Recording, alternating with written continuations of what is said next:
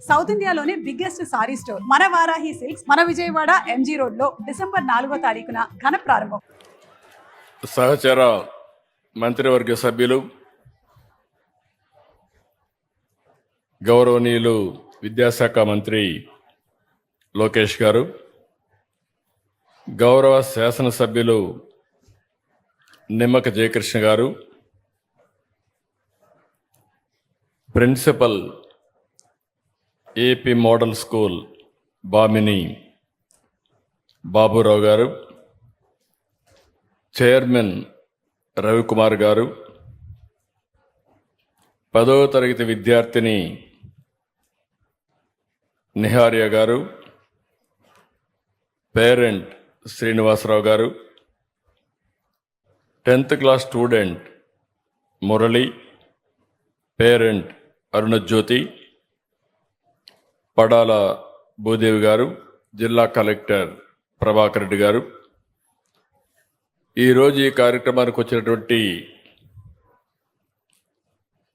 Mega teachers సమావేశానికి వచ్చే mega టీచర్సే కాదు, ఈరోజు పేరెంట్స్ ఒక పక్క, టీచర్స్ ఒక పక్క, విద్యార్థులు ఒక పక్క, ఈ ముగ్గురి కలయిక రాబోయే రోజుల్లో ఊహించని ఫలితాలు సాధించాలని మనం ముందుకు పోతున్నాం. నేను చాలా కార్యక్రమాలకు వెళ్తాను, కానీ ఇక్కడికి వచ్చినప్పుడు మిమ్మల్ని చూసినప్పుడు నాలో వచ్చే ఎనర్జీ ఏ కార్యక్రమంలో కూడా రాదని చెప్పి మీ అందరికీ విజ్ఞప్తి చేస్తున్నా. అందుకే అందరికీ నమస్కారాలు. నేడు మనం అద్భుతమైన ప్రశాంతమైన ఏజెన్సీ ప్రాంతంలో ఉన్నాం. ఈ వాతావరణం చూస్తే ఇక్కడే ఉండిపోవాలనే విధంగా ఈ ప్రాంతాన్ని అభివృద్ధి చేస్తే ప్రపంచానికే ఒక నమూనాగా తయారు చేసే పరిస్థితి వస్తుంది. ఇక్కడ ఈ ప్రాంతమే కాదు, ఇక్కడ ఉండే గిరిజనుల మనసు కూడా స్వచ్ఛమైనది. మీరు చూపించే అభిమానం అదే మాదిరిగా ఈరోజు ప్రేమ ఎక్కడా దొరకదు. మీ పిల్లల భవిష్యత్తు కోసం నేను చూసినప్పుడు నాకు అనిపించింది, క్లాస్ రూముల్లో పోయి చూసి వచ్చాను, కౌన్సిలింగ్ చూశాను, ఇక్కడికి వచ్చి ఈ మీటింగ్ చూస్తే మా రాజకీయ నాయకులు కూడా ఇంత పర్ఫెక్ట్గా కండక్ట్ చేయలేరు. పిల్లలే బ్రహ్మాండంగా మీటింగ్ కండక్ట్ చేయడమే కాకుండా డెమాన్స్ట్రేషన్ కూడా చూస్తే పిల్లలు, ఆడపిల్లల రక్షణ కోసం మీరు చూస్తే నాకు ఒక నమ్మకం వచ్చింది. ఎవడైనా మీ జోలుకొస్తే తాట తీస్తారని ప్రగాఢమైన విశ్వాసాన్ని కల్పించారు. దానికి చాలా సంతోషం. ఇలాంటి ఒక మంచి మీటింగ్ని ఇక్కడ నిర్వహించినటువంటి ఈ కార్యక్రమానికి వచ్చిన తల్లిదండ్రులకి, ఉపాధ్యాయులకి, విద్యార్థులకి అందరికి కూడా అభినందనలు, శుభాభినందనలు, శుభాకాంక్షలు. 2024 డిసెంబర్లో మొదటి మెగా పీటీఎం శ్రీకారం చుట్టాం. తర్వాత ఈ ఏడాదిలోని జూలైలో 2 కోట్ల మందితో రెండోసారి మీటింగ్ పెట్టుకున్నాం. గిన్నీస్ రికార్డ్ సాధించాం. ఈరోజు 3వ మీటింగ్ పెట్టాం. ఈరోజు మీటింగ్ పెట్టినప్పుడు నాకు అనిపిస్తుంది, మనం పెట్టే రిసోర్స్ అన్ని, అది ఓసారి నిధులు ఖర్చు పెట్టడం కానీ, సమయం వెచ్చించడం కానీ, ఇవన్నీ చూసినప్పుడు ఇది భవిష్యత్తు కోసం చేసే ఒక మహత్తరమైన కార్యక్రమం. ఇప్పుడే మీ మినిస్టర్ గారిని చూశారు. ఆయన చెప్పినప్పుడు చాలా స్పష్టంగా రాబోయే 3 ఏళ్లలో ఆంధ్ర మోడల్ ఆఫ్ ఎడ్యుకేషన్ దేశానికి చూపించే బాధ్యత నాదని ఆయన హామీ ఇచ్చాడు మీ ముందరిని. ఆ విషయం మళ్ళా ఒకసారి నేను కన్ఫర్మ్ చేస్తాను. ఈరోజు మనందరం కూడా గుర్తుపెట్టుకోవాల్సింది, ప్రజల్ని ఆస్తిగా తీసుకోవాల్సిన అవసరం ఉంది. ప్రపంచంలో అన్ని దేశాల్లో జనాభా తగ్గిపోయే పరిస్థితి, ఏజింగ్ ప్రాబ్లం పెరిగే పరిస్థితి వచ్చినప్పుడు భవిష్యత్తులో పిల్లలు ఎక్కువ ఉండే దేశం అదే మరి యంగ్ ఎనర్జెటిక్గా పనిచేసే దేశం భారతదేశం అవుతుంది. వాళ్ళు కానీ తీర్చిదిద్దితే నాకే ఆశ్చర్యం వేసింది. ఇప్పుడు అక్కడ పోయినప్పుడు లోపల చూశాను, వాళ్ళ నాలెడ్జ్ చూశాను. వాళ్ళ దగ్గర నేను నేర్చుకునే రోజు తొందరలో వస్తుందని నా భావన. అంత నాలెడ్జ్ మన పిల్లలకు ఉంది. వీళ్ళకి కానీ సానబెడితే ప్రపంచాన్నే శాసిస్తారని కూడా నేను మీకు తెలియజేస్తున్నా. ఈసారి మెగా పీటీఎం లక్ష్యం ఫౌండేషనల్ లిటరసీ న్యూమరసీ FLN. అంటే ఏదో చదివేశాం, పై తరగతికి అప్గ్రేడ్ అయిపోయాం అన్నట్టుగా కాకుండా అన్ని సబ్జెక్టులో బేసిక్ పట్టు సాధించేలా బలమైన పునాదేసే కార్యక్రమం ఇది. అందుకే విద్యార్థుల్ని స్కై, మౌంటైన్, స్ట్రీమ్ అనే 3 వర్గాలుగా స్థాయిలుగా వర్గీకరిస్తున్నారు. మీ పిల్లల బలహీనతలు ఎక్కడున్నాయి, వారి బలమేంటి, అదే సమయంలో వారిని ఏ విధంగా మళ్ళీ ట్రైనింగ్ చేయాలి అనే విషయానికి ఇక్కడ శ్రీకారం చుట్టారు. ఇప్పుడే పాఠశాలకు వెళ్ళాను, అక్కడ నేను చూశాను క్లిక్కర్ ద్వారా ఒక వినూత్నమైన కార్యక్రమం ఆడియోలో చూపిస్తున్నారు, వీడియోలో చూపిస్తున్నారు. చూసిన తర్వాత మీకందరికీ పరీక్షలు ఆటోమేటిక్గా పెడుతున్నారు. ఎవరెవరు ఏ విధంగా పాస్ అయ్యారో క్లౌడ్కి వెళ్ళిపోతుంది. టీచర్ మ్యానిపులేట్ చేయలేరు, క్లౌడ్కి వెళ్ళిపోతుంది. సరైన సమాధానమా లేకపోతే అందులో కూడా ఎంత స్పీడ్లో చెప్పారు, బాగా ఆలోచిస్తున్నారా, క్విక్గా చెప్పారు, ఇవన్నీ కూడా ఎవాల్యుయేషన్ అయిపోయే పరిస్థితి వస్తూ ఉంది. అంటే ఈ యొక్క విధానాన్ని నేను మనస్ఫూర్తిగా మంత్రిని అభినందిస్తున్నా, డిపార్ట్మెంట్ని అభినందిస్తున్నా. నేను ఊహించిన దానికంటే మీరు ఫాస్ట్గా వెళ్తున్నారు. దీనికి మీ అందరికీ కంగ్రాచులేషన్స్, వెల్ డన్, చాలా బాగా చేస్తున్నారు. దీనివల్ల ఇప్పుడు మీరు చూస్తే అక్కడ ABCD, ఎస్ నో అనే అన్నీ కూడా ఉంటాయి. పిల్లలు ఎప్పటికప్పుడు దాన్ని క్లిక్ చేసే పరిస్థితికి వచ్చారు. ఈ విధానాన్ని ఇప్పుడు మీరు చూస్తే దగ్గర 53 పాఠశాలలో ఈరోజు ప్రారంభించుకున్నారు. మిగిలిన పాఠశాలలో కూడా తొందరలోనే చేస్తారు. పిల్లల ప్రతిభను ఎప్పటికప్పుడు ట్రాక్ చేయడం, ఎన్నికల పరీక్షల తర్వాత విద్యార్థుల సమర్థత తెలుసుకోవడం కాదు, తరగతిలో చదివిన వెంటనే ఎవాల్యుయేషన్ చేసి వాళ్ళలో ఎక్కడ డెఫిషియన్సీస్ ఉన్నాయో అవన్నీ అప్రమత్తం చేసి ఎక్కడికక్కడ ముందు తీసిపోయే పరిస్థితికి వచ్చారు. అది చూసినప్పుడు నాకు ఒక భరోసా వచ్చింది. మట్టిలో మాణిక్యాలు మన పిల్లలు. వీళ్ళకి కానీ సరైన గైడెన్స్ ఇవ్వగలిగితే ఏదైనా చేసే సామర్థ్యం ఉంది. దానికి ఇది అనువైన మార్గం అని చెప్పి కూడా నేను మీకు తెలియజేస్తున్నా. నిన్ననే మీరు చూస్తే అంధ విద్యార్థిని కరుణ, అల్లూరి సీతారామరాజు జిల్లా గిరిజన బిడ్డ, విశాఖపట్నం ప్రభుత్వ రెసిడెన్షియల్ స్కూల్లో చదువుతుంది. తన వైకల్యాన్ని అధిగమించి మొన్నే భారత్ క్రికెట్లో తిరుగులేని విజయాన్ని సాధించింది. భారతదేశ ప్రతిష్ట పెంచింది. అలాంటి వాళ్ళు చూస్తే ఒక మారుమూల ప్రాంతం, గిరిజన ప్రాంతం, అచంచలమైన విశ్వాసం, అదే సమయంలో ప్రతిభ, ఈ రెండూ కనపడే పరిస్థితికి వచ్చింది. ఈరోజు 18 నెలలు ఈ ప్రభుత్వం వచ్చి అన్ని రంగాల్లో విధ్వంసం జరిగింది. చాలా సమస్యలు ఉన్నాయి. ఈరోజు మీరందరూ గుర్తుపెట్టుకోవాల్సింది, ఈరోజు మేము ఇక్కడ ఉన్నాం. ఉప ముఖ్యమంత్రి పవన్ కళ్యాణ్ గారు పల్నాడులో మెగా పీటీఎంలో ఉన్నారు. అందరూ ఎమ్మెల్యేలు, ఎంపీలు, మంత్రులు అందరిని వెళ్ళమన్నాం. అందరినీ కూడా భాగస్వాములు కమ్మన్నాం. మొన్నటి వరకు మీరు చూస్తే సూపర్ 6 సూపర్ హిట్ చేశాం. ఇక్కడుండే ఈరోజే ఒక తల్లి తండ్రిని నేను చూశాను. వాళ్ళని అడిగాను ఎంతమంది పిల్లలని. 9 మంది పిల్లలు. కొంతమంది డిగ్రీ చేస్తున్నారు, అందులో అందరూ ఆడపిల్లలు. 6 మందికి 90,000 రూపాయలు తల్లికి వందనం వచ్చిందంటే మా తల్లి ఇక్కడే ఉంది, చాలా గర్వపడుతున్నానని చెప్పి కూడా నేను మీకు తెలియజేస్తున్నా. ఇది చూసినప్పుడు నాకెంతో ఆనందం కలుగుతుంది. ఇలాంటి ఒకప్పుడు పిల్లలు భారం అనుకున్నారు, ఇప్పుడు మీ పిల్లలే మీకు ఆస్తి, మీ పిల్లలే మీకు శ్రీరామ రక్ష, మీ పిల్లలే మీకు భవిష్యత్తు. ఆ విషయం మీరు గుర్తుపెట్టుకోండి. కానీ ఈరోజు మీరు శ్రద్ధ పెట్టగలిగితే భవిష్యత్తులో మీ కష్టాలు మొత్తం తీర్చే శక్తి మీ పిల్లలకు వస్తుంది. ఆ విషయం మీరు గుర్తుపెట్టుకోవాల్సిందిగానే మిమ్మల్ని కోరుతున్నా. ఈరోజు మీరు చూస్తే మధ్యాహ్న భోజనం నుంచి స్టూడెంట్ కిడ్స్ వరకు ఎక్కడా ఇబ్బంది లేకుండా అన్నిట్లో కూడా నాణ్యత పెంచాం. పిల్లల శారీరక మానసిక ఆరోగ్యాన్ని పర్యవేక్షిస్తున్నాం.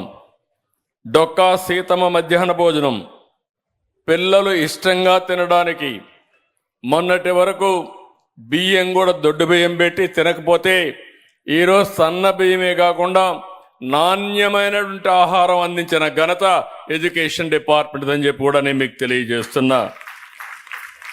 మొన్నటి వరకు మీరు చూస్తే స్టూడెంట్స్ కిడ్స్ పైన పార్టీ రంగులు లోగోలు వేసుకునేవారు, అన్నీ తొలగించాం. మీ దుస్తులు కానీ పుస్తకాలు కానీ షూలు అన్నీ ఇస్తున్నాం.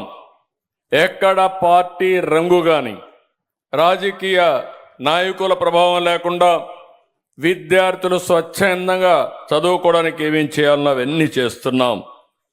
అదే సమయంలో ఈరోజు ఇంకొక పక్కన చాలా చక్కగా చెప్పాడు 6వ తరగతి కుర్రవాడు.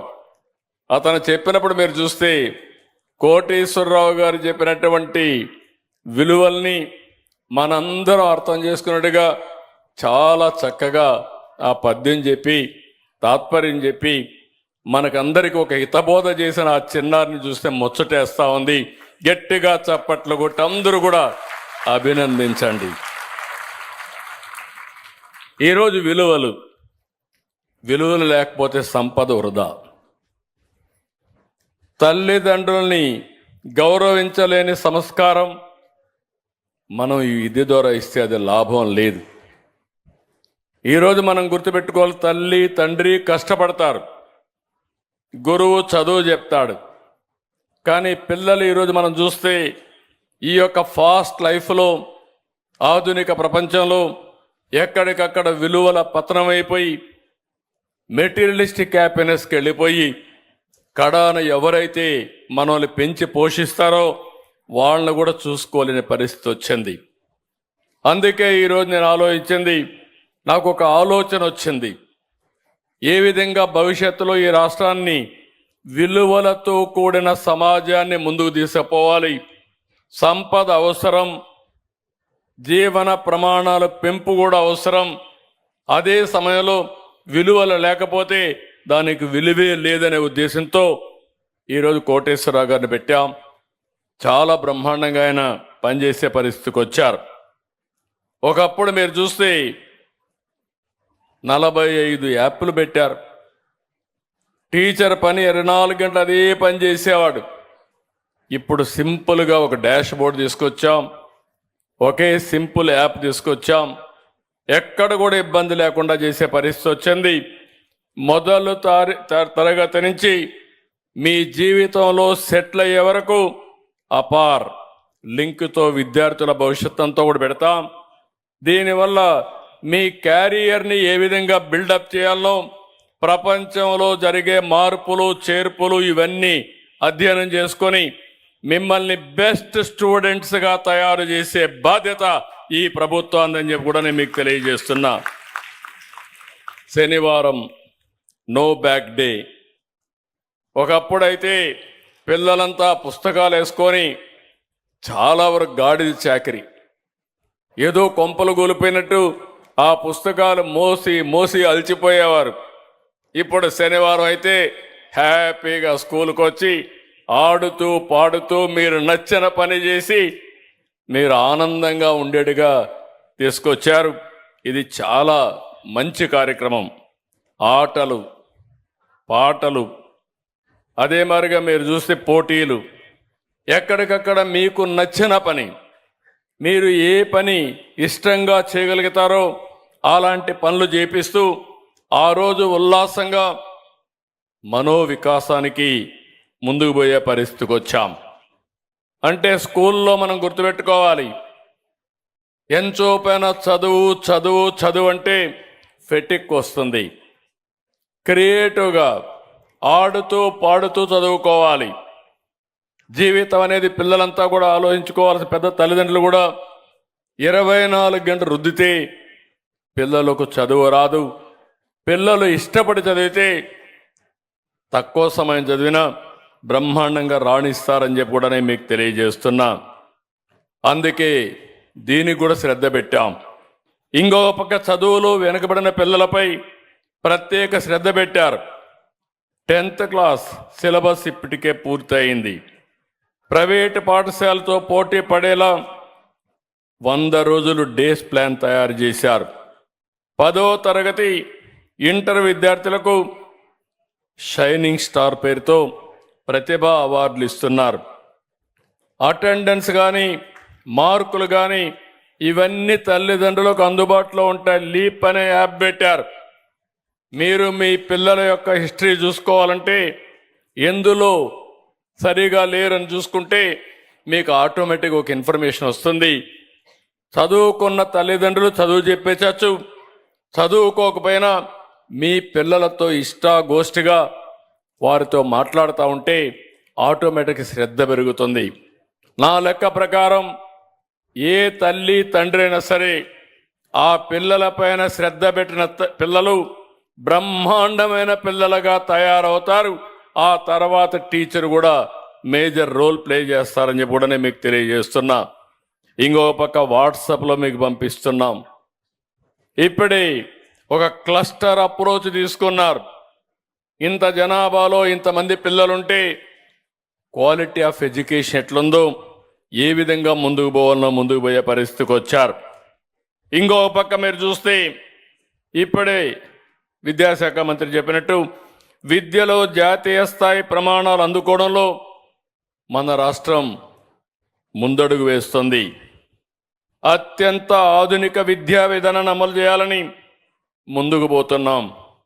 నేను ఒక పక్కన సిలబస్ రాయడానికి, పాఠ్యాంశాలు ముద్రించడానికి ఒక సెక్షన్ ఉంటే ఏ విధంగా ప్రపంచంలో లెర్నింగ్ మెథడ్స్ ఏ విధంగా మారుతున్నాయో, ఎవరు బెటర్గా టీచ్ చేస్తున్నారో అవన్నీ స్టడీ చేయడానికి ఒక టీం వేసుకుని ఇప్పుడే మన టీచర్స్ని ప్రపంచం మొత్తం పంపిస్తున్నారు. బెస్ట్ కంట్రీసే పంపిస్తున్నారు.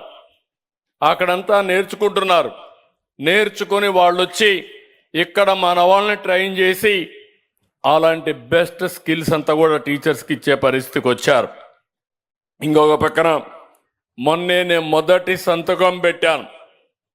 పిల్లల మీద నాకుండే శ్రద్ధ, టీచర్ లేకపోతే చదువు రాదు. టీచర్ లేకుండా మేము చదువు పెంచేసామంటే అది అంబక్క అవుతుంది. అందుకే నేను ముఖ్యమంత్రిగా వస్తానే మొదటి సంతకం పెట్టింది మెగా డిఎస్సి పైన పెట్టాను. 15,941 మందికి ఉద్యోగాలు ఇచ్చాం.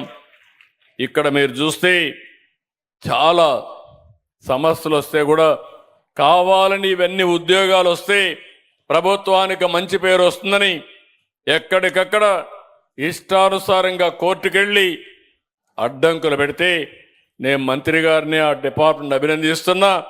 అన్ని పిటిషన్లు కూడా వేసినట్టుగా అన్నిటికీ సమాధానం చెప్పి సుజావుగా 1 సంవత్సరంలో మెగా డిఎస్సి పూర్తి చేసి టీచర్లకు ట్రైనింగ్ ఇచ్చి మళ్ళా పోస్టింగ్ ఇచ్చారు. ఈరోజు ఒక టీచర్ ఇక్కడికి వస్తే, సార్ మీ మెగా డిఎస్సిలో 1 పైసా అవినీతి లేకుండా నాకు ఉద్యోగం వచ్చిందని చెప్పినప్పుడు నేను గర్వపడుతున్నానని చెప్పి కూడా నేను మీకు తెలియజేస్తున్నా. అదే మాదిరిగా ఈ నెల 10 నుంచి టెట్ ఎగ్జామ్స్ కూడా నిర్వహిస్తున్నారు. ప్రతి ఏటా డిఎస్సి పెడతాం. టీచర్స్ ట్రాన్స్ఫర్ యాక్ట్ తీసుకొచ్చారు. ఇది వినూత్నమైన కార్యక్రమం. ఏ టీచర్ కూడా రికమెండేషన్కి ఎక్కడికి పోవాల్సిన పని లేదు. మీరు పిల్లలకు బాగా చదువు చెప్పండి, మీకు ఆటోమేటిక్గా ఈ ప్రభుత్వం ట్రాన్స్ఫర్స్ దగ్గర నుంచి అన్నీ చేస్తుందని చెప్పి కూడా నేను మీకు తెలియజేస్తున్నా. 72,886 బదిలీలు 4477 పదోన్నతుల్ని వెబ్ కౌన్సిలింగ్ ద్వారా ఎలాంటి వివాదాలు లేకుండా పూర్తి చేసే బాధ్యత తీసుకున్నారు.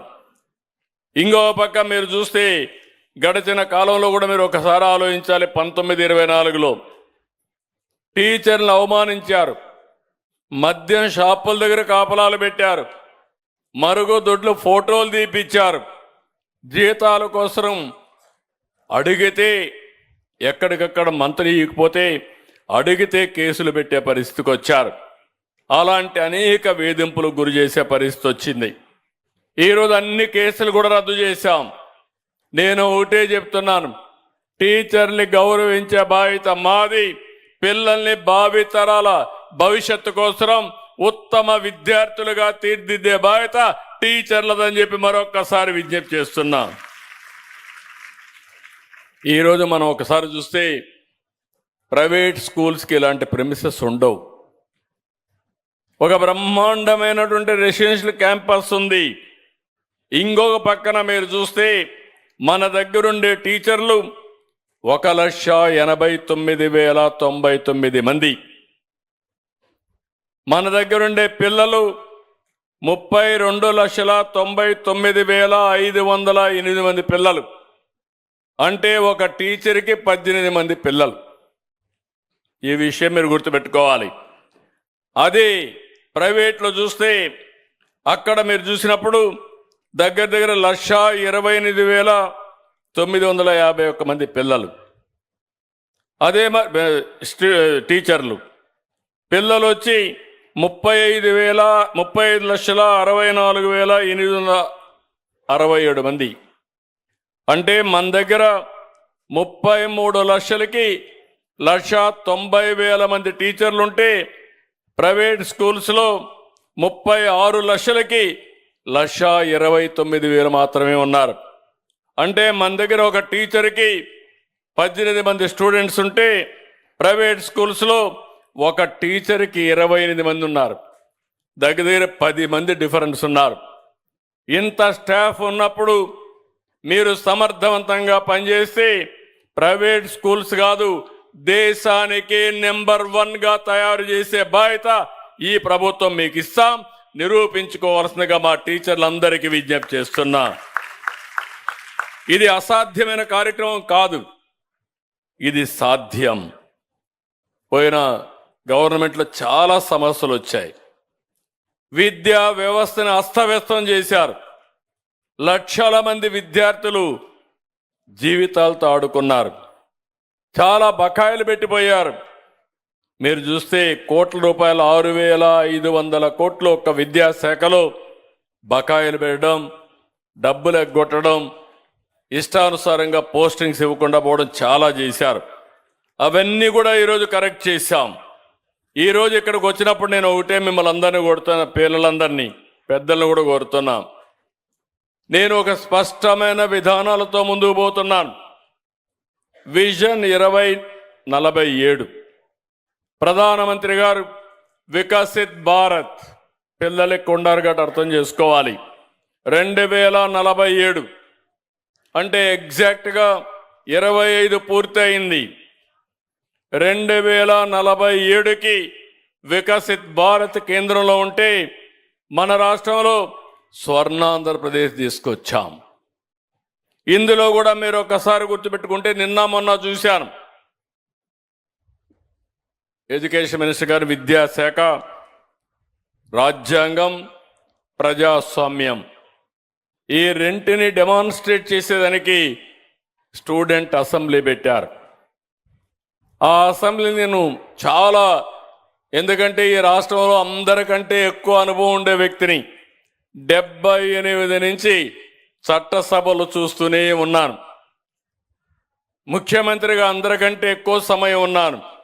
కానీ అక్కడ జరిగిన అసెంబ్లీ చూస్తే పిల్లలు అసెంబ్లీలో అదరగొట్టారు, బ్రహ్మాండంగా చేశారు, బాగా రాణించారు.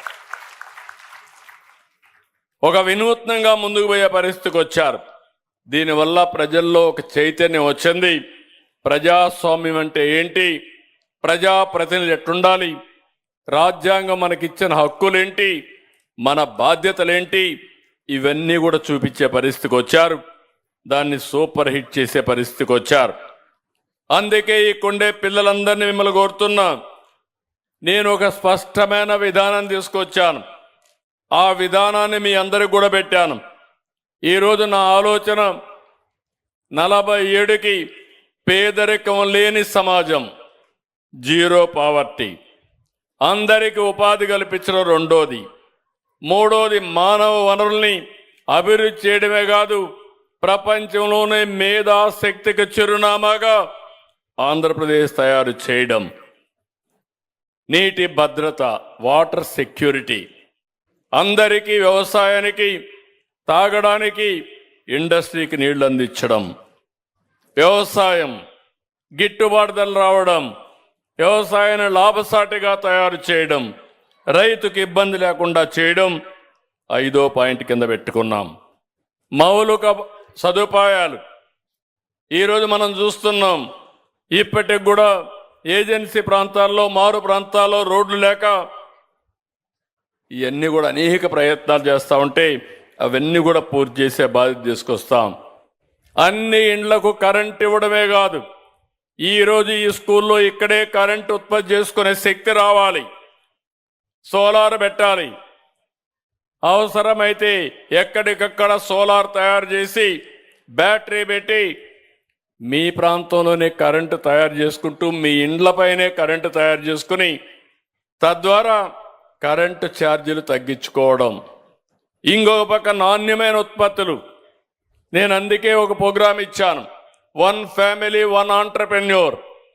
ఈ పిల్లలను చూస్తే నాకు ఒక నమ్మకం వచ్చింది, భవిష్యత్తులో మీరు ఉద్యోగాలు చేయడమే కాదు, మీరు ఉద్యోగాలు ఇచ్చే స్థాయికి ఎదగతారనేది నా ప్రగాఢమైన విశ్వాసం. ఇది అయిన తర్వాత స్వచ్ఛాంధ్ర. ఇప్పుడే పిల్లలు చెప్పారు, నేను ఒకటే ఆలోచిస్తూ, స్వచ్ఛాంధ్ర, సర్క్యులర్ ఎకానమీ, ఏది కూడా వేస్ట్ కాదు, అన్ని కూడా ఉపయోగపడతాయి. దాన్ని సంపదగా సృష్టించుకోవాల్సిన బాధ్యత మన పైనుంది. కలెక్టర్ గారు ఒక చిన్న పని చేశాడు, చాలా నేను అభినందిస్తున్న జిల్లా కలెక్టర్ని. ఇక్కడ చూస్తే ముస్తాబు ఒక సింపుల్ కార్యక్రమం. ఇప్పుడే ఒక స్టూడెంట్ కూడా చెప్పారు, మా కలెక్టర్ ప్రారంభించిన కార్యక్రమం మాలో ఒక చైతన్యం తీసుకొచ్చింది, బ్రహ్మాండంగా పరిశుభ్రంగా ముందుకు పోతున్నామని పిల్లలు చెప్పే పరిస్థితికి వచ్చారు. మీరు తీసుకొచ్చిన ముస్తాబు బ్రహ్మాండమైన కార్యక్రమం. దీన్ని రాబోయే రోజుల్లో అన్ని ఇండ్లకు కూడా చేరి పరిశుభ్రమైన ప్రాంతంగా ఏజెన్సీని తయారు చేసి ప్రపంచం మొత్తం ఈ ఏజెన్సీకి వచ్చి బ్రహ్మాండమైన నేచర్ని ఎంజాయ్ చేసే పరిస్థితి వస్తుంది. వర్క్ ఫ్రమ్ ఏదైతే ఇది కూడా హోమ్ స్టే కూడా తీసుకొస్తున్నాం. ఇవన్నిటికీ ఉపయోగపడుతుందని చెప్పి కూడా నేను మీకు తెలియజేస్తున్నా. ఇది అయిన తర్వాత డీప్ టెక్నాలజీ పెరిగింది. ఈరోజు క్లిక్కర్ తీసుకొచ్చిన, సెల్ ఫోన్ తీసుకొచ్చిన, ఇవన్నీ మీరు ఒకసారి చూస్తే ఎలాంటి ఇబ్బంది లేకుండా నేరుగా మీకు అందరికీ సమాచారం వచ్చేస్తుంది. మీ అబ్బాయి డుమ్మా కొట్టినా, అమ్మాయి స్కూలుకు రాకపోయినా రియల్ టైంలో పేరెంట్స్కి మెసేజ్ వెళ్ళిపోతుంది. మీరు ఒక్కసారి చూసుకుంటే ఇంకా మీకు ఇబ్బంది రాదు. దీనికి కూడా మీరు గుర్తుపెట్టుకోండి, పిల్లలు చదువుకున్నట్టు మీరు ఆలోచించాలి. మంత్రి గారి ప్రోత్సాహంతో AI, artificial intelligence, data centre 15 billion అంటే 1,40,000 కోట్ల రూపాయలు పెట్టుబడితో విశాఖపట్నానికి భారతదేశంలోనే ఒక మకుటంగా తయారు చేసే కంపెనీ విశాఖపట్నానికి వస్తుంది. అది తొందరలో అది స్టార్ట్ అయితే ఇక్కడే పిల్లలకు ఉద్యోగాలు బ్రహ్మాండంగా వస్తాయి. రాబోయే రోజుల పిల్లలు నేను మిమ్మల్ని చూసిన తర్వాత మీతో నేను పోటీ పడాలి. అలాంటి పాలసీలు మీకు ఇవ్వాలి. డేటా సెంటర్లు తీసుకొస్తాం. క్వాంటమ్ కంప్యూటర్ వ్యాలీగా ఆంధ్రప్రదేశ్ పెడతాం. క్వాంటమ్ ఏంటనో మీరు తెలుసుకోవాలి. మీ మంత్రి గారు అయితే మొన్నటి చెప్తున్నాడు, నేను క్వాంటమ్ అన్నప్పుడు అదేంటని అడిగితే ఒకసారి చదువుకోమని మళ్ళీ అక్కడి నుంచి ఆయన ఒక ప్యాషన్గా తీసుకొని క్వాంటమ్ కంప్యూటర్ని ప్రమోట్ చేసే పరిస్థితికి వచ్చారు. ఇంకో పక్క స్పేస్ సిటీ, ఎవరైనా రేపు ప్రయోగాలు చేయాలంటే ఆంధ్రప్రదేశ్ కేంద్రంగా స్పేస్ సిటీలో సెటిలైట్స్ తయారు చేసి లాంచ్ చేయడమే కాకుండా మీరు కూడా అందులో స్పేస్కు పోవాలంటే మీరు కూడా నేర్చుకునే పరిస్థితి వస్తుంది. అలాంటి స్పేస్ సిటీ తీసుకొస్తున్నాం. ఇంకో పక్క డ్రోన్ సిటీ, డ్రోన్ రాబోయే రోజుల్లో అనేక లాభాలు. మన వ్యవసాయానికి మందు కొట్టాలన్నా, ఏజెన్సీ ఏరియాలో మారుమూల ప్రాంతాలకి మందులు పంపించాలన్నా, లేకపోతే ఎయిర్ ట్యాక్సీలు కూడా రేపు రాబోయే రోజుల్లో 2 సంవత్సరాల్లో మన రాష్ట్రంలో కేంద్రంగా అనుమతిస్తే ఎయిర్ ట్యాక్సీలు, డ్రోన్ ట్యాక్సీలు వస్తాయి. దానికి కూడా నాంది పలుకుతున్నాం. ఏరోస్పేస్ సిటీ తీసుకొస్తాం. విమానాలు తయారు చేసుకొచ్చే కార్యక్రమానికి శ్రీకారం చుడతాం. విశాఖపట్నంలో సివిల్ ఏవియేషన్ యూనివర్సిటీ వస్తుంది. సెమీ కండక్టర్ తీసుకొస్తాం. ఎలక్ట్రానిక్స్ వస్తాయి. సెల్ ఫోన్స్ కానీ, స్మార్ట్ ఫోన్లు కానీ, ఐఓటీలు కానీ, హెల్త్కి కావాల్సిన వేరబుల్స్ కానీ, సెన్సార్స్ కానీ అన్నీ పెడతాం. అన్నింటికంటే ముఖ్యంగా గ్రీన్ ఎనర్జీ కూడా తీసుకొస్తాం. సోలార్తో కరెంటు తయారు చేసుకోవడం, గాలితో కరెంటు తయారు చేసుకోవడం, ఏదైతే పంపుడు స్టోరేజ్ కింద మనం ఎప్పటికప్పుడు కరెంట్ ఉత్పత్తి చేసుకొని గ్యాప్ ఇవన్నీ చేయాలనుకుంటున్నాం. ఇవన్నీ కూడా న్యూ టెక్నాలజీ తీసుకొచ్చి పిల్లలు గుర్తుపెట్టుకోవాల్సింది. ఈరోజు మన ఆదాయం దగ్గర మన రాష్ట్రంలో మీరు చూస్తే 2,98,000 24-25. అయితే ఈ 3 లక్షల నుంచి 47కి 55 లక్షలు రావాలని ఒక లక్ష్యంగా పెట్టుకున్నాం. ఇది సాధిస్తాం. కానీ ఆ సాధనలో ఏజెన్సీ ఏరియా కూడా ముందుకుండాలని నేను మనస్ఫూర్తిగా ఆకాంక్షిస్తున్నా. ఈ విషయం మీరు గుర్తుపెట్టుకోవాల్సిన అవసరం ఉంది. ఏజెన్సీ ఏరియాలో నేను చూస్తే రాష్ట్రం కంటే బాగా వెనకబడ్డాం. పార్వతీపురం మాండ్యంలో ఇప్పటికీ రాష్ట్రమంతా 23-24 ప్రకారం 2,37,951 రూపాయలు తలసరి ఆదాయం ఉంటే ఇక్కడ మాత్రం 1,43,000 ఉంది. అందులో కూడా మళ్ళా పాలకొండ మళ్ళీ వెనకబడి ఉంది, 1,19,000 ఉంది. అందులో బామిని విలేజ్ అయితే ఇంకా తక్కువ ఉంది, 1,15,000 ఉంది. అంటే రాష్ట్రం ఆవరేజ్ కంటే జిల్లా ఆవరేజ్ తక్కువ, జిల్లా ఆవరేజ్ కంటే పాలకొండ తక్కువ, పాలకొండ కంటే బామిని ఇంకా తక్కువ. అంటే పేద ప్రాంతం అని మీరు అందరూ గుర్తుపెట్టుకోవాల్సిన అవసరం ఉంది. నేను ఒకటి హామీ ఇస్తున్నా, ఇక్కడ ఎమ్మెల్యే నిన్నటి వరకు జయకృష్ణ గారు తెలుగుదేశంలో ఉన్నారు, కానీ మొన్న ఇక్కడ జనసేన ఎమ్మెల్యేగా గెలిచారు. ఆయన బాగా పనిచేస్తున్నారు.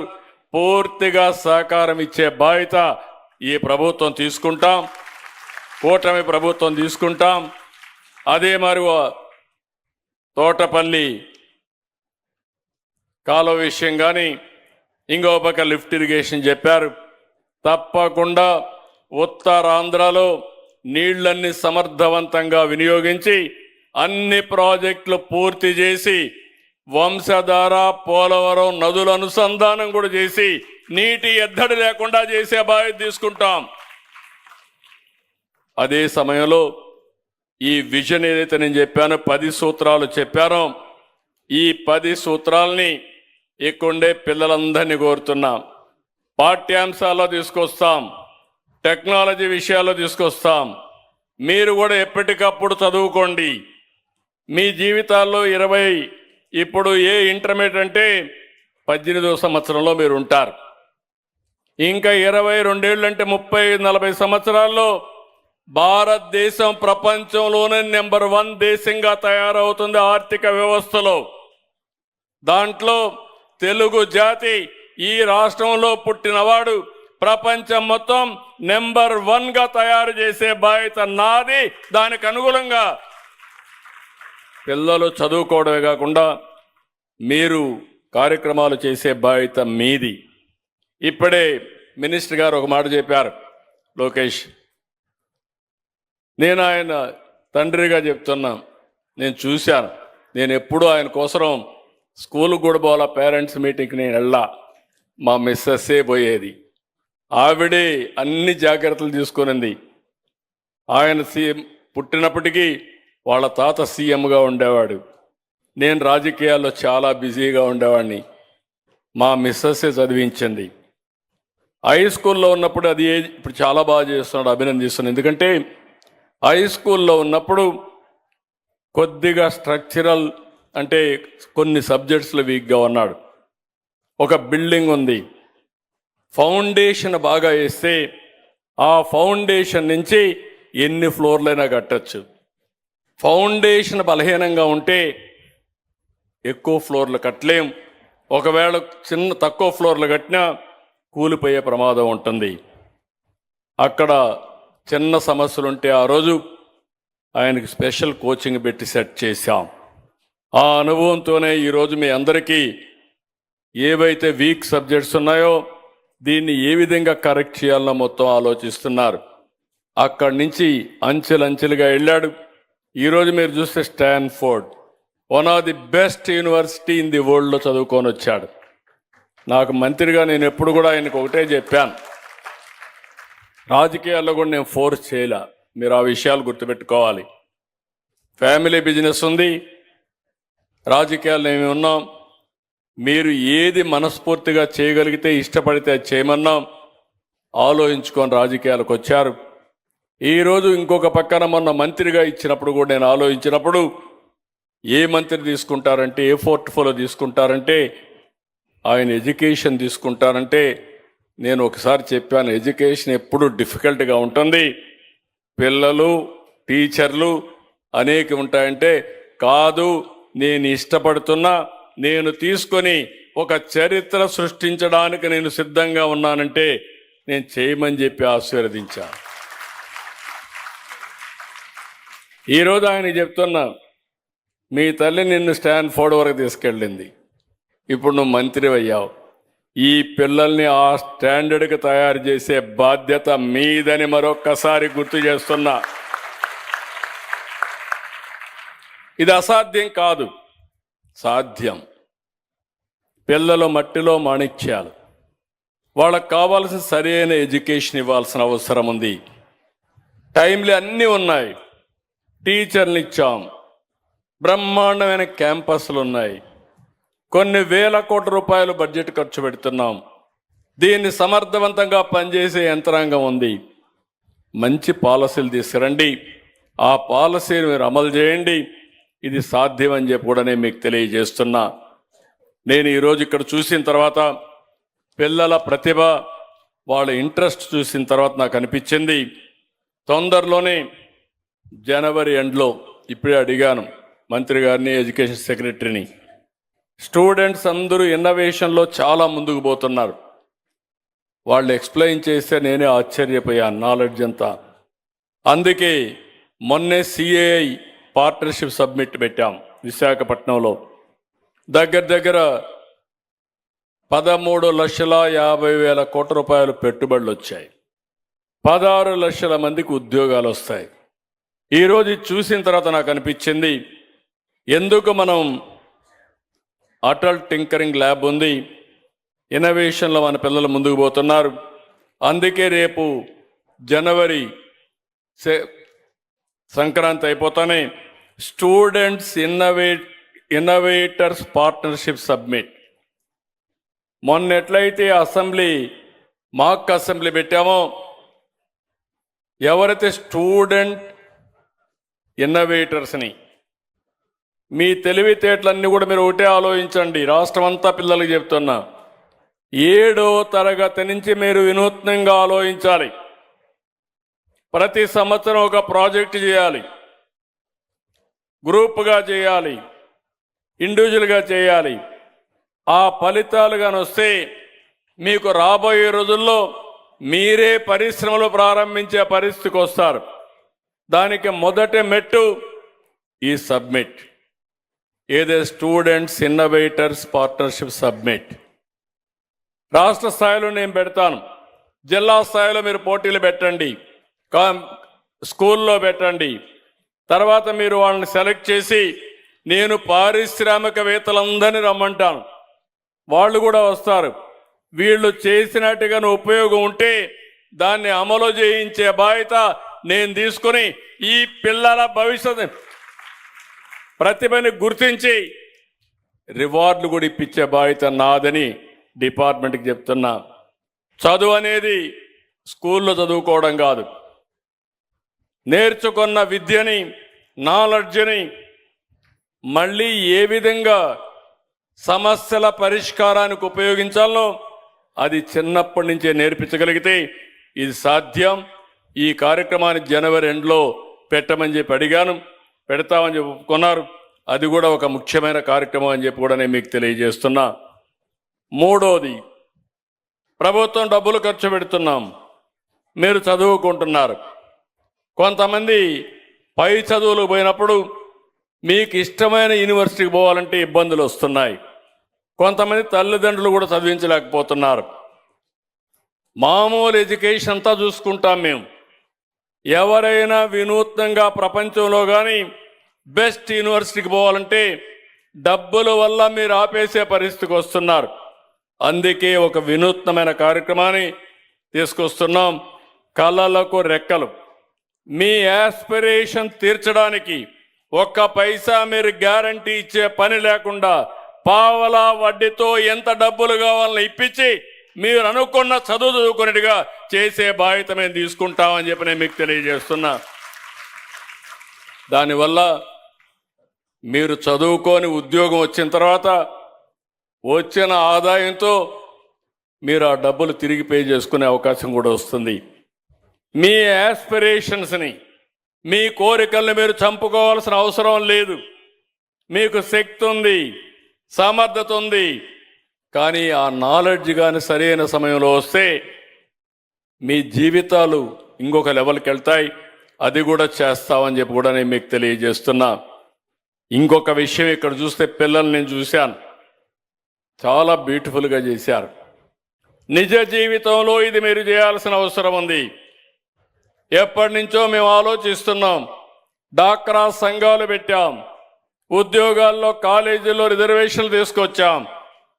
ఈరోజు ఎక్కడికి చూసినా చాలా వరకు సమర్థవంతంగా ముందుకు పోతున్నారు, కానీ ఇంకా కూడా సమర్థవంతంగా ముందుకు పోవాలి.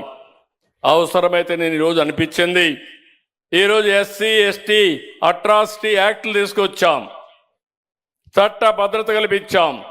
భవిష్యత్తులో ఆడవాళ్ళని హీనంగా మాట్లాడే మాటలు కానీ హింసించే బాధ్యత ఎవడన్నా తీసుకుంటే ఒక ప్రత్యేకమైన చట్టం తీసుకొచ్చి ఆడబిడ్డలకు భద్రత కల్పించే బాధ్యత, భరోసా ఇచ్చే బాధ్యత ఈ ప్రభుత్వం తీసుకుంటాం.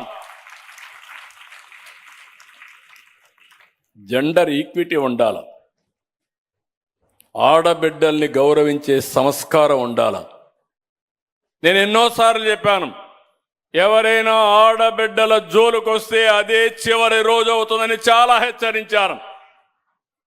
ఇంకొక పక్క పిల్లలందరికీ విజ్ఞప్తి చేస్తున్నా, ఈ డ్రగ్స్ దాని మీద మీరు రాజీ లేని పోరాటం చేయాల్సిన బాధ్యత మీ పిల్లలపైన అందరిపైన ఉంది. అది కూడా మనం డ్రగ్స్ మీద వ్యతిరేకంగా పోరాడమే కాకుండా మనం అందరం ఎక్కడికక్కడ మనం ముందుకు పోగలిగితే ఒక మంచి సమాజాన్ని రూపకల్పన చేసుకునే వాళ్ళు అవుతాం. ఇప్పటికే విద్యాశాఖలో 28 రిఫార్మ్స్ తీసుకొచ్చారు. ఇంకో పక్క ఇంటర్మీడియట్లో 10 రిఫార్మ్స్ తీసుకొచ్చారు.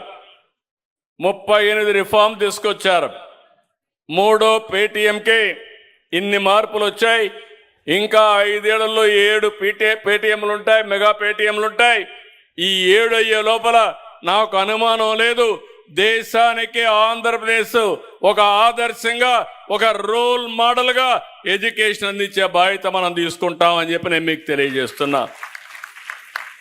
పిల్లలు కూడా పార్టిసిపేట్ చేయండి, తల్లిదండ్రులు కూడా చర్చించండి. ఎప్పటికప్పుడు మార్పులు తేవాలంటే స్కూల్స్లో మీరు తీసుకురండి. మీ స్థాయి అయిన తర్వాత గవర్నమెంట్ చేయాలంటే సజెస్ట్ చేయండి. ఇది మన ప్రభుత్వం, మీరందరూ కోరుకున్న ప్రభుత్వం. మీ కోరికలు తీర్చడానికి, మీ యాస్పిరేషన్స్ని ఫుల్ఫిల్ చేయడానికి పనిచేసే ప్రభుత్వం. అది డెఫినెట్గా చేస్తామని మరొక్కసారి తెలియజేసుకుంటూ నేను అన్ని డిపార్ట్మెంట్ని ప్రక్షాళన చేస్తున్నాను. టెక్నాలజీని ఎక్కడికక్కడ అనుసంధానం చేస్తున్నాం. మనం అందరం గుర్తుపెట్టుకోవాలి, మీరెవ్వరూ ఊహించుండరు.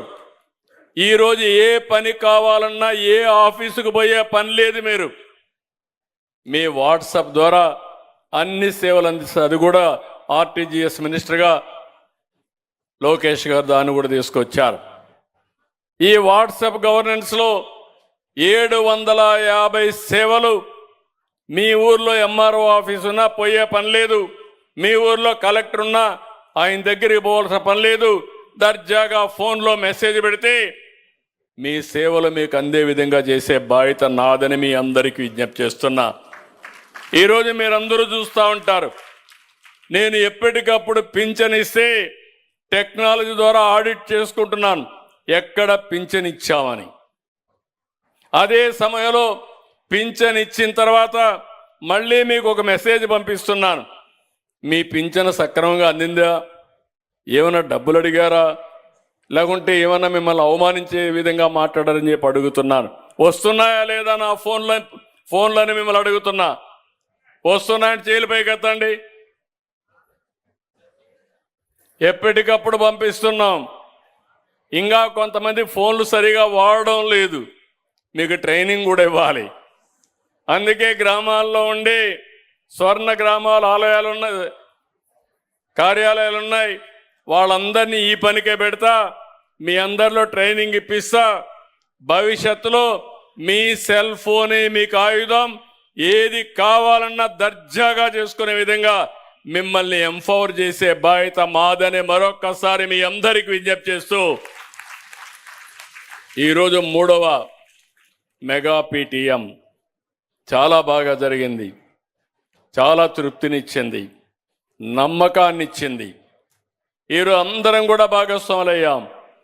నేను ఈరోజు మీరు చూస్తే మేము ఒకటే ఆలోచించాం, ఈ రాష్ట్రాన్ని బాగు చేయాలి, ఈ సమాజాన్ని ఆదుకోవాలి, మళ్ళీ రాష్ట్రాన్ని పునర్నిర్మాణం చేయడమే కాకుండా భవిష్యత్తులో తిరుగులేని శక్తిగా ఆంధ్రప్రదేశ్ రాష్ట్రాన్ని తయారు చేయాలని నేను కానీ, పవన్ కళ్యాణ్ గారు కానీ, బీజేపీ నరేంద్ర మోడీ గారు కానీ మేము ఒక సంకల్పంతో ముందుకు పోతున్నాం. ఇప్పటికే ఫలితాలు మీరు చూశారు. మీరు సహకరిస్తే ఇంకా మెరుగైన ఫలితాలు వస్తాయి. అన్ని వ్యవస్థలను ప్రక్షాళన చేస్తాం, సమర్థవంతంగా పనిచేపిస్తాం. అన్ని విషయాల్లో మీరు ఎక్కడికక్కడ మెరుగైన జీవన ప్రమాణాలు ఇచ్చే బాధ్యత మేము తీసుకుంటామని మరొక్కసారి హామీ ఇస్తూ ఈ మీటింగ్కి వచ్చిన మిమ్మల్ని అందరినీ పేరు పేరున మనస్ఫూర్తిగా అభినందిస్తూ అందరికీ ధన్యవాదాలు. జై హింద్, జై భారత్, జై తెలుగు తల్లి.